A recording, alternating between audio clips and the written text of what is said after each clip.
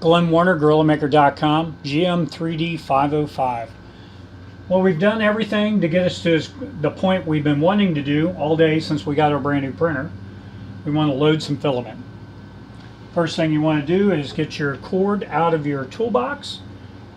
On the side here, you're going to want to plug it in. Hear it beep, and we'll walk around to the front. You'll see the logo come up, and it comes up into our main screen.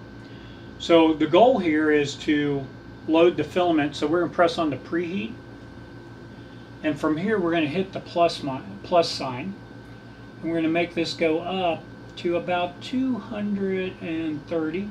We're printing with PLA today.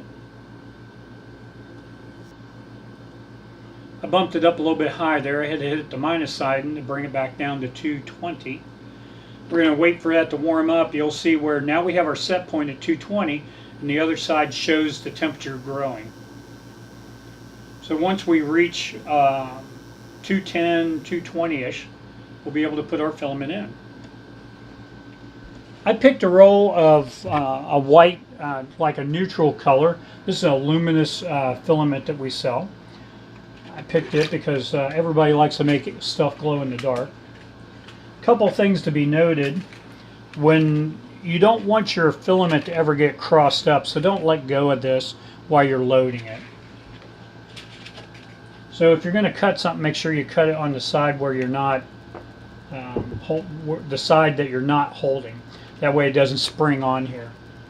So what we're going to do is take the spool and put it on our spool holder right here.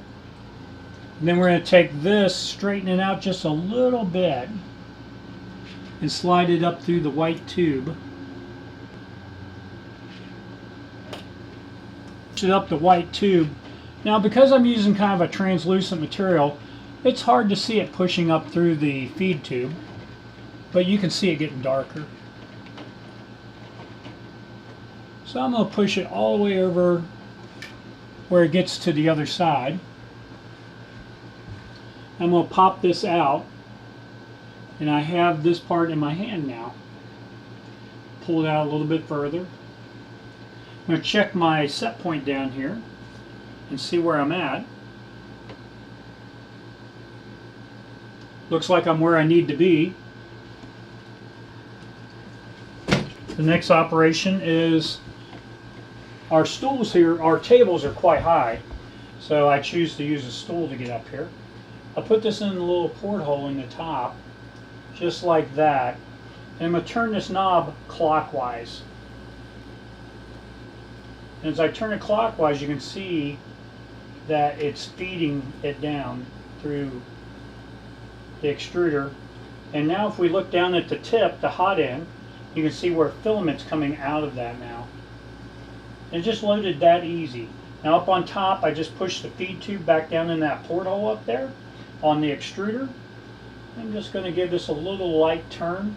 Now if you have to turn this really hard, you might not be at the right temperature. There's a couple things you might want to look at. You know, did I clog something? Is there a different type of filament in here? But with PLA, it generally comes out that easy all the time. Now, we always want to remember that a hot end, by the name, is hot. And we don't want to accidentally burn ourselves. So we included a pair of needle nose pliers right here. And what you can do is when you see stuff on the tip, you can reach up there and just pull it off like that. And that way you don't burn yourself. That hot end right here, all that metal block, is extremely hot. It's 220 degrees Celsius. That's how you load your filament on your GM3D505. A note: once you've put your filament in and it's extruded out, you cleaned it off, you want to hit this close button right here, because that will turn the heat off. You'll notice it changes the set point to 0, and then the print head will cool back down. You always want to do this. You just don't want to sit there and cook plastic. The longer the plastic's not moving and it's heating, it will deteriorate and you won't get very good prints.